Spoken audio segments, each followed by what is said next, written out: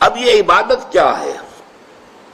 عبادت کا ایک تو ہمارے ذہنوں میں تصور جو ہے ہمارا جو زوال کا عرصہ ہے، کئی صدیاں بیت گئیں، کوئی غیروں کے غلام رہے، کوئی اپنوں کے غلام رہے، شہنشاہیت کا دور رہا، مسلمانوں کی شہنشاہیت، اور پھر یہ کہ غیروں کی کولونیل دور آ گیا۔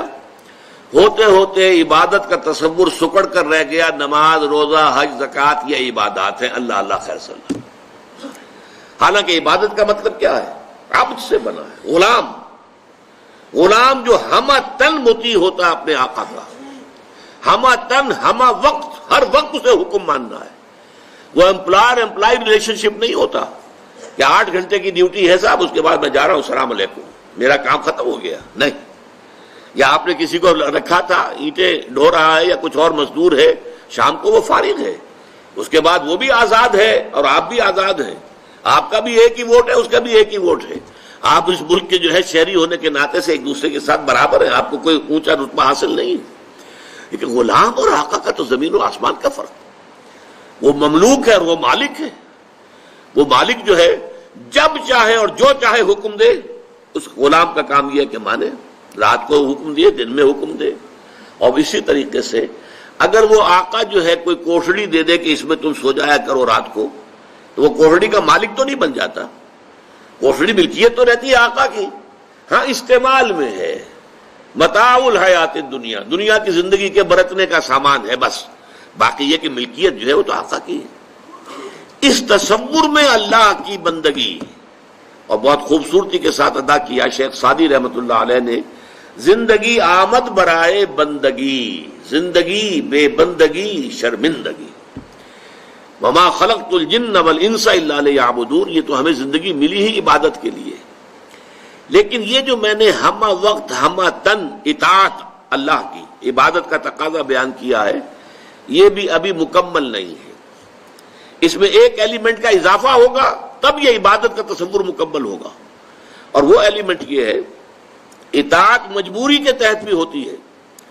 ہم انگریزوں کی اطاعت کرتے تھے، مجبور تھے، کیا کریں، انہوں نے ہمیں فتح کر لیا، بزور شمشیر فتح کیا ہندوستان کو، اب ہم مجبور ہیں اس کا حکم ماننے کے اوپر۔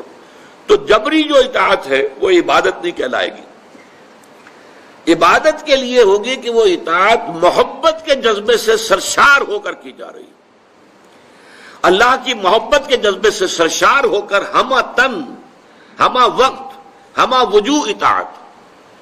اب یہ دونوں چیزیں جو ہیں عبادت کے دو جز ہو گئے، ایک جز اطاعت کلی، ہمہ وقت ہمہ تن ہمہ وجوہ، اور ایک محبت، اور محبت بھی شدید ترین، والذین آمنوا اشد حبا للہ، جو لوگ کے ایمان والے ہیں حقیقت میں ان کی تو شدید ترین محبت اللہ سے ہوتی ہے۔